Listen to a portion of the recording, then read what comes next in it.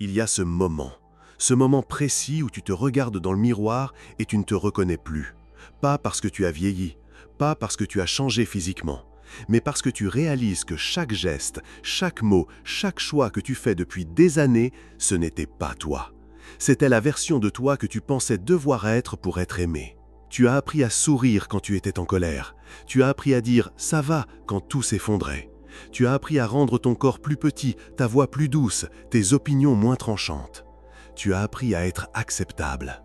Et aujourd'hui, dans ce silence qui suit la rupture, la perte d'emploi, la trahison ou simplement ce vide du dimanche matin, tu entends cette voix. Cette voix qui n'est pas celle que tu as cultivée pour plaire, c'est ta voix originelle. Celle qui crie « j'en ai assez ». Assez de quoi? Tu ne le sais même pas encore. Mais quelque chose en toi sait. Quelque chose sait que tu as passé ta vie à porter un masque si parfait que tu as oublié ton visage. Combien de fois as-tu dit oui quand tout ton être hurlait non? Combien de fois as-tu rétréci ton rêve pour qu'il rentre dans les attentes des autres? Combien de fois as-tu choisi la sécurité de l'acceptation plutôt que la vérité de qui tu es? Il y a cette douleur particulière, cette douleur de la femme qui réalise qu'elle s'est trahie, pas une fois, pas deux fois, mais systématiquement, quotidiennement, avec une précision chirurgicale. Tu t'es coupé les ailes pour pouvoir rentrer dans leur cage dorée. Tu as éteint ton feu pour ne pas les effrayer. Tu as fait de ton corps un territoire colonisé par leurs regards, leurs attentes, leurs fantasmes de ce qu'une femme devrait être. Et maintenant, dans ce moment de lucidité brutale, tu comprends. Tu n'as jamais été rejeté pour qui tu étais. Tu as été accepté pour qui tu n'étais pas. Cette réalisation coupe comme un couteau, parce qu'elle révèle l'ampleur du mensonge, le mensonge dans lequel on t'a élevé, le mensonge que tu as perpétué, le mensonge selon lequel ton authenticité était un problème à résoudre, pas un trésor à protéger. Tu sens cette rage monter, cette rage pure, ancestrale, la rage de toutes les femmes qui ont plié avant toi, la rage de ta mère qui s'est tue, la rage de ta grand-mère qui a renoncé, la rage de toutes ces vies sacrifiées sur l'autel de l'acceptation. Mais aujourd'hui, quelque chose change. Aujourd'hui, tu n'as plus peur de cette rage, tu la reconnais, tu la nommes, tu l'accueilles comme une alliée. Parce que cette rage, c'est ta boussole qui pointe vers ta vérité. Tout ce qui ne remonte pas à la conscience revient sous forme de destin. Et ton destin, ma sœur, c'est cette chaîne invisible que tu portes depuis l'enfance. Cette chaîne forgée par 1000 petites violences quotidiennes. Des violences si subtiles qu'on les a appelées éducation, politesse, féminité. Ce que tu vis n'est pas un échec personnel. C'est la conséquence d'un système qui a fait de ton corps, de ta voix, de tes désirs, un champ de bataille. Un territoire à conquérir, à domestiquer, à normaliser. La philosophe Camille Froidevaux-Métairie nous révèle cette vérité cruelle. Dès ton premier souffle, ton corps de femme est devenu propriété collective. Propriété du regard qui juge, de la main qui corrige, de la voix qui dicte comment tu dois exister pour être toléré. Tu as appris que ton ventre devait être plat, tes seins ni trop petits ni trop grands, tes hanches proportionnées au fantasme masculin. Tu as appris que ta colère était hystérie, que ton ambition était arrogance, que ton intelligence devait se faire discrète pour ne pas menacer. Mais regarde plus profond. Cette violence n'est même pas consciente chez ceux qui l'exercent. C'est une violence systémique, intériorisée, transmise de génération en génération comme un virus de l'âme. Jung nous parle de l'ombre collective, cette part obscure que la société refuse de voir. Et l'ombre de notre société, c'est cette terreur panique face à la femme authentique, la femme qui ne se soumet pas, la femme qui ne se modifie pas, la femme qui ose exister pleinement. Alors, on a créé des normes invisibles mais implacables, des codes non écrits mais absolus. Et toi, depuis ta plus tendre enfance, tu as intériorisé ces codes jusqu'à ne plus savoir où ils finissent et où tu commences. Tu es devenue ta propre geôlière, tu surveilles tes gestes, tu censures tes mots, tu étouffes tes élans. Tu as développé cette capacité terrifiante à t'automutiler émotionnellement avant même que quelqu'un d'autre ne le fasse. C'est ce que Geneviève Fraisse appelle le consentement construit. Tu as appris à consentir à ta propre disparition. Tu as appris à dire oui à ce qui t'efface. Tu as appris à collaborer avec ce qui te détruit. Mais écoute-moi bien, ce consentement n'était pas libre. Il était le produit d'un conditionnement si précoce, si total, que tu n'as jamais eu la possibilité de choisir vraiment. La petite fille en toi qui rêvait de conquérir le monde, elle est toujours là, sous les couches de conditionnement, sous les strates de soumission. Elle attend, elle espère, elle croit encore que tu vas la libérer. Cette violence des normes invisibles, c'est ton héritage empoisonné. Mais c'est aussi ton point de départ vers la liberté. Parce qu'on ne peut pas guérir ce qu'on ne nomme pas. On ne peut pas briser ce qu'on ne voit pas. Aujourd'hui, tu vois. Et voir, c'est déjà commencer à naître. Dans l'univers jungien, il existe un archétype particulièrement puissant, la femme sauvage. Cette force primordiale, instinctive, qui refuse la domestication. Elle vit en toi, mais elle a été enfermée dans les caves de ton inconscient. Ta sombra, cette part de toi que tu as été contrainte de nier, contient tous tes non refoulés, toutes tes colères avalées, tous tes désirs étouffés.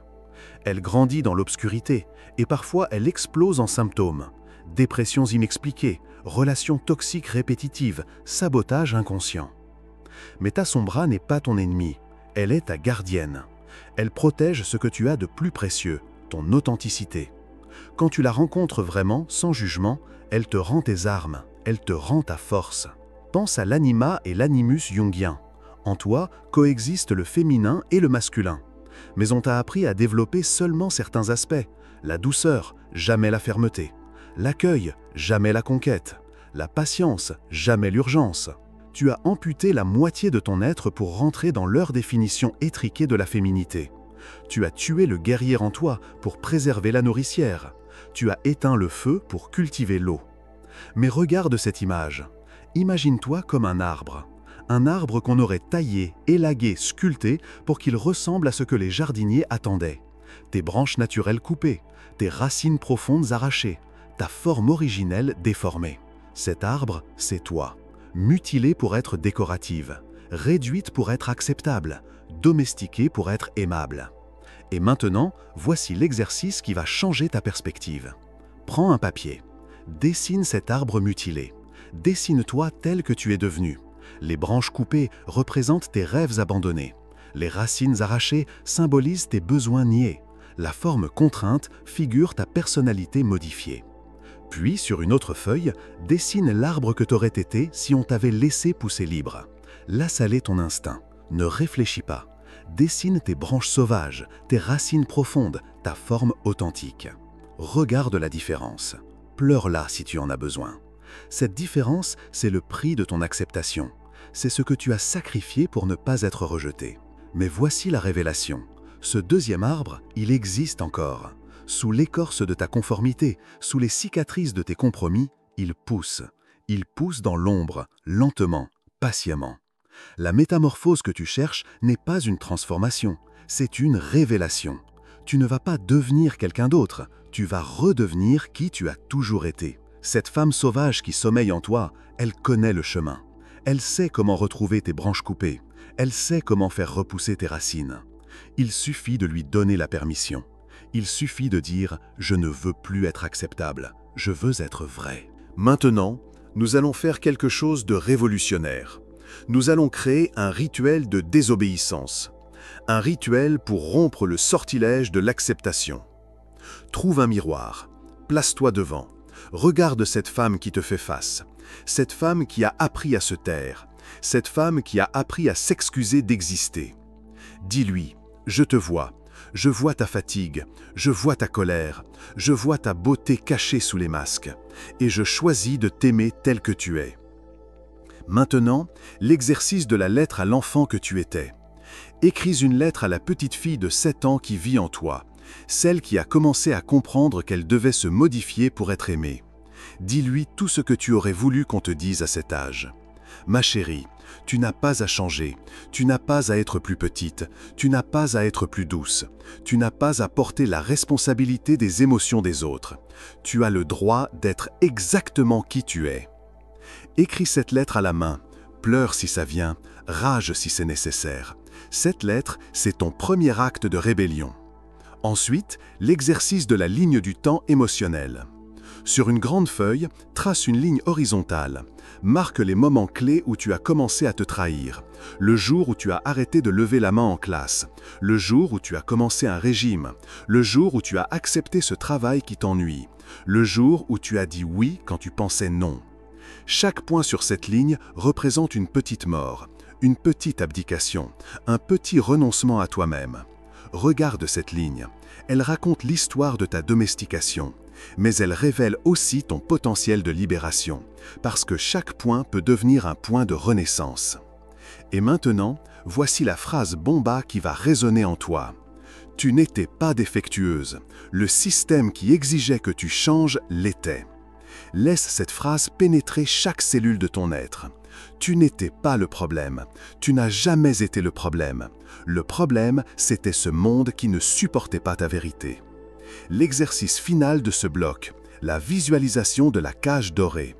Ferme les yeux. Visualise une cage, belle, dorée, confortable. C'est la cage de l'acceptation. Tu as y vécu si longtemps que tu as oublié qu'il y avait un dehors. Maintenant, visualise la porte de cette cage. Elle n'a jamais été fermée à clé. Tu pouvais sortir à tout moment. Tu as juste été conditionné à croire que le dehors était dangereux. Lève-toi. Ouvre cette porte, sors de cette cage. Le monde qui t'attend dehors n'est pas celui de l'acceptation universelle. C'est le monde de ton authenticité. Et dans ce monde-là, tu n'as besoin de l'approbation de personne pour exister. Cette visualisation, répète-la chaque matin, jusqu'à ce que sortir de la cage devienne plus naturel que d'y rester. Écoute-moi maintenant. Écoute-moi vraiment. Il est temps de poser les questions qui font peur, les questions qui réveillent, les questions qui libèrent. Qui serais-tu si tu arrêtais de demander la permission d'exister? Ferme les yeux et sens cette femme qui ne s'excuse pas de prendre de la place, cette femme qui dit ce qu'elle pense sans édulcorer, cette femme qui porte ses cicatrices comme des médailles et ses imperfections comme des diamants. Elle te fait peur, n'est-ce pas? Parce qu'elle représente tout ce qu'on t'a dit de ne pas être. Trop intense, trop direct, trop. Mais trop pour qui? Pour des gens qui ont peur de ta lumière? Pour un système qui profite de ton effacement? Pour des relations qui n'existent que parce que tu te fais petite? Qu'est-ce que tu perdrais si tu cessais de te trahir? Cette question va te terrifier, parce que la réponse est claire. Tu perdrais les relations basées sur ton mensonge. Tu perdrais les opportunités qui exigeaient ta soumission. Tu perdrais l'illusion de sécurité que procure la conformité. Mais regarde plus profond. Qu'est-ce que tu perds vraiment? Tu perds ce qui n'était pas authentique. Tu perds ce qui t'épuisait. Tu perds ce qui te tuait à petit feu. Et maintenant, sens cette énergie monter en toi. Cette énergie que tu as refoulée pendant des années. Cette rage sacrée, cette force vitale, cette puissance originelle. Ne la réprime pas, ne l'excluse pas, ne la transforme pas en quelque chose de plus acceptable. Laisse-la être, laisse-la t'habiter, laisse-la te transformer. Cette rage, c'est ton carburant vers la liberté. Cette colère, c'est ta boussole vers l'authenticité. Cette fureur, c'est ton moteur de renaissance. Et maintenant, sens cette puissance en toi, cette force ancestrale, cette énergie de toutes les femmes qui ont refusé de plier, de toutes les femmes qui ont choisi la vérité plutôt que l'acceptation, de toutes les femmes qui ont préféré être détestées pour ce qu'elles étaient plutôt qu'aimées pour ce qu'elles n'étaient pas. Tu fais partie de cette lignée. Tu portes ce sang rebelle. Tu as cette flamme indomptable. Alors, réponds-moi. Qu'est-ce qui t'empêche encore de l'allumer? Qu'est-ce qui te retient encore dans cette prison dorée? La peur du jugement? La terreur de l'abandon? L'angoisse de décevoir? Ces peurs sont réelles, mais elles ne sont pas plus puissantes que ta vérité. Elles ne sont pas plus fortes que ton besoin de liberté. Il est temps de choisir toi. Maintenant, descendons ensemble dans les profondeurs. Dans cette cave de ton âme où tu as enterré tous tes non, tous tes refus, toutes tes rébellions avortées. Jung disait « Ce que tu résistes persiste, ce que tu acceptes se transforme ». Et ce que tu résistes le plus, c'est cette partie de toi qui refuse de se soumettre, cette partie sauvage que tu as appris à haïr. Elle a des visages multiples, cette rebelle intérieure. Parfois, elle est la femme qui claque la porte. Parfois, elle est celle qui dit « va te faire foutre » au lieu de sourire poliment. Parfois, elle est celle qui choisit sa carrière avant sa famille. Parfois, elle est celle qui refuse d'être mère pour plaire à la société. Tu l'as enfermée parce qu'on t'a dit qu'elle était dangereuse, qu'elle ferait de toi une femme difficile, une femme impossible à aimer. Mais voici ce qu'on ne t'a jamais dit. Cette femme difficile, c'est ton diamant brut. Cette femme impossible à aimer pour les faibles, c'est celle qui mérite l'amour des forts. Imagine maintenant que tu rencontres cette version de toi, cette version non édulcorée, cette version qui n'a jamais appris à se taire. Que te dirait-elle? Que penserait-elle de ta vie actuelle, de tes compromis, de tes silences? Je vais te dire ce qu'elle penserait. Elle pleurerait. Elle pleurerait de voir ce que tu es devenu par peur de la perdre. Elle pleurerait de constater que tu l'as sacrifiée pour gagner l'acceptation de gens qui ne te méritaient pas. Mais elle ne te blâmerait pas, parce qu'elle comprend. Elle comprend la pression. Elle comprend le conditionnement. Elle comprend que tu as fait de ton mieux avec les outils qu'on t'a donnés. Et maintenant, elle tend la main. Elle t'offre un pacte de réconciliation. Elle dit « reprends-moi ». Intègre-moi, laisse-moi t'aider à redevenir entière. Cette intégration, c'est le processus d'individuation dont parlait Jung. C'est le chemin vers ta complétude. C'est la réconciliation avec toutes les parties de toi que tu as bannies. Voici l'exercice de la réconciliation avec ta sombra.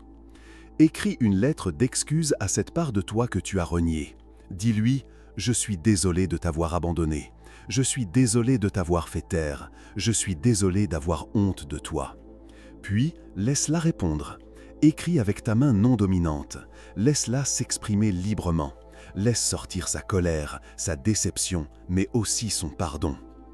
Cette conversation intérieure va te révéler des vérités que tu as enfouies. Elle va te montrer le chemin du retour vers toi-même.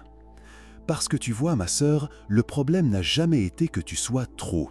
Le problème, c'est que tu as vécu dans un monde pas assez grand pour contenir ta vérité, pas assez fort pour supporter ton authenticité, pas assez évolué pour célébrer ta complexité. Mais ce monde-là, tu peux en sortir. Ce monde-là, tu peux le quitter. Ce monde-là, tu peux le transformer, en commençant par te transformer toi. Il est temps de créer un rituel de rupture avec l'ancienne toi, un rituel de mort et de renaissance, un rituel pour brûler la chrysalide et libérer le papillon.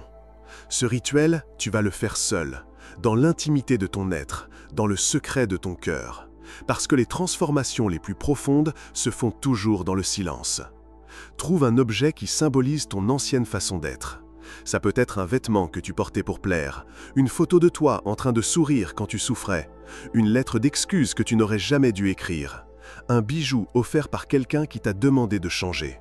Tiens cet objet dans tes mains, sans son poids, sans ce qu'il représente. Toutes ces années où tu as été une étrangère à toi-même, toutes ces fois où tu as trahi ton instinct pour éviter le conflit. Maintenant, dis à cet objet « merci ». Merci de m'avoir protégé quand je n'étais pas prête à affronter ma vérité. Merci de m'avoir permis de survivre. Mais maintenant, je n'ai plus besoin de toi. Maintenant, je choisis de vivre. Et puis, libère-le, peu importe comment.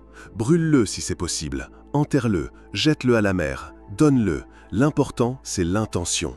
L'important, c'est le symbolisme. En libérant cet objet, tu libères l'énergie qu'il contenait. En t'en séparant, tu te sépares de l'ancienne version de toi qui croyait qu'elle devait se diminuer pour être aimée. Maintenant, la deuxième partie du rituel. Trouve ou crée un objet qui symbolise qui tu veux devenir. Ça peut être une pierre que tu ramasses en forêt et qui représente ta solidité intérieure, une plume qui symbolise ta légèreté retrouvée, une graine que tu vas planter et qui figurera ta croissance. Cet objet, tu vas le garder proche de toi. Il va devenir ton talisman, ton rappel quotidien de qui tu es vraiment, ton ancrage dans ta vérité. Chaque fois que tu sentiras l'envie de redevenir petite, touche cet objet. Chaque fois que tu auras peur de déplaire, regarde-le. Chaque fois que tu douteras de ta valeur, tiens-le contre ton cœur. Mais le rituel le plus puissant, c'est celui que tu vas vivre à l'intérieur. Visualise ton ancienne personnalité comme une peau de serpent. Une peau qui t'a protégé, qui a été utile, mais qui maintenant t'étouffe. Tu sens cette peau se craqueler, tu sens qu'elle se détache. Et doucement, patiemment, tu commences à t'en débarrasser. Comme un serpent qui mue, comme un papillon qui sort de sa chrysalide, comme une femme qui naît à elle-même. Sous cette ancienne peau, il y a toi, la vraie toi, celle qui n'a jamais eu besoin d'être modifiée, celle qui était parfaite dès le début, celle qui attendait juste que tu la reconnaisses. Cette nouvelle peau, elle est sensible au début. Elle a besoin de temps pour durcir, elle a besoin de douceur pour s'adapter, elle a besoin de patience pour devenir forte. Sois tendre avec cette nouvelle version de toi, protège-la, nourris-la, laisse-la grandir. Parce qu'elle ne changera plus pour personne. Maintenant que tu as commencé à te libérer, parlons de quelque chose de crucial, les projections. Ces mécanismes inconscients par lesquels tu attribues aux autres ce qui vit en toi. Pendant des années, tu as projeté sur les autres ton besoin d'approbation. Tu as cherché chez eux la validation que tu ne t'accordais pas à toi-même. Tu as attendu qu'ils te disent que tu étais assez bien alors que cette réponse n'existait qu'en toi. Jung nous enseigne que nous ne voyons chez les autres que ce qui existe déjà en nous. Quand tu admires la force d'une femme, c'est ta propre force que tu reconnais. Quand tu envies la liberté d'une autre, c'est ta propre liberté qui appelle. Mais l'inverse est aussi vrai. Quand tu juges la dureté de certaines femmes, c'est ta propre douceur forcée qui parle. Quand tu critiques l'égoïsme de celles qui se choisissent, c'est ton propre sacrifice qui proteste. Toutes ces femmes que tu as jugées trop, elles étaient le miroir de qui tu aurais pu être si on ne t'avait pas appris à être juste assez. Voici l'exercice de la récupération des projections. Pense à 3 femmes que tu as jugées dans ta vie. 3 femmes qui t'ont dérangé par leur façon d'être. Écris leurs noms. Maintenant, pour chacune, identifie ce qui t'a dérangé exactement. Sa confiance, son refus de s'excuser, sa façon de dire non, sa priorité accordée à sa carrière, son indépendance émotionnelle. Chaque trait que tu as critiqué chez elle révèle une part de toi que tu as réprimée. Chaque aspect qui t'a mise mal à l'aise montre une qualité que tu t'es interdite. Cette femme arrogante, elle possédait l'assurance que tu n'osais pas exprimer. Cette femme froide, elle avait les limites que tu n'arrivais pas à poser. Cette femme égoïste, elle s'accordait l'amour que tu te refusais. Il est temps de récupérer ces projections, de reconnaître que ce que tu voyais chez elle, c'était des parts de toi en exil. Réécris maintenant l'histoire de ces 3 femmes. Au lieu de les juger, remercie-les. Remercie-les d'avoir eu le courage de porter ce que tu n'osais pas être. Remercie-les d'avoir maintenu vivantes ces qualités que tu avais bannies. Cette femme arrogante était en fait confiante, et cette confiance, tu peux la récupérer. Cette femme froide était en fait centrée, et ce centrage, tu peux l'apprendre. Cette femme égoïste était en fait authentique, et cette authenticité, tu peux la réclamer. Vois-tu comme tout se transforme? Tes ennemis deviennent tes professeurs, tes critiques deviennent tes cartes au trésor, tes jugements deviennent tes chemins de libération. Parce que tout ce que tu vois à l'extérieur existe déjà à l'intérieur. Il suffit de le reconnaître, il suffit de le réclamer, il suffit de lui donner le droit d'exister. Cette femme complète que tu cherches, elle n'est pas ailleurs, elle est en toi. Fragmentée, oui, réprimée peut-être, mais bien vivante. Il est temps de la rassembler, il est temps de l'unifier, il est temps de la laisser émerger. Maintenant, nous entrons dans la phase d'action. Parce que la prise de conscience sans action reste stérile. La révélation sans transformation n'est qu'un beau rêve qui s'évapore. Il est temps de faire des choix concrets, des choix qui vont matérialiser ta nouvelle réalité, des choix qui vont ancrer ta libération dans le monde physique. Commence par ton environnement. Regarde autour de toi. Qu'est-ce qui dans ton espace reflète encore l'ancienne toi? Cette décoration choisie pour impressionner plutôt que pour te plaire. Ces vêtements portés pour séduire plutôt que pour t'exprimer. Ces livres gardés pour paraître intelligente plutôt que par passion. Change quelque chose, une chose par jour. Remplace cette image qui ne te ressemble pas par une qui t'inspire. Offre ces vêtements qui ne sont pas toi. Réorganise ton espace selon tes goûts réels, pas selon ce qui est acceptable. Ton environnement doit devenir le reflet de ton âme, pas de tes masques. Ensuite, tes relations. Ah, tes relations. Elles vont être ton plus grand défi et ta plus grande révélation. Certaines personnes vont résister à ta transformation. Elles vont essayer de te ramener dans ton ancien rôle. Elles vont dire que tu as changé, que tu n'es plus la même. Et elles auront raison, tu n'es plus la même. La question est, qu'est-ce que tu vas faire avec cette résistance? Voici la vérité brutale. Certaines relations ne vont pas survivre à ta libération, parce qu'elles étaient basées sur ton effacement, parce qu'elles existaient grâce à ta soumission, parce qu'elles avaient besoin de ta petitesse pour exister.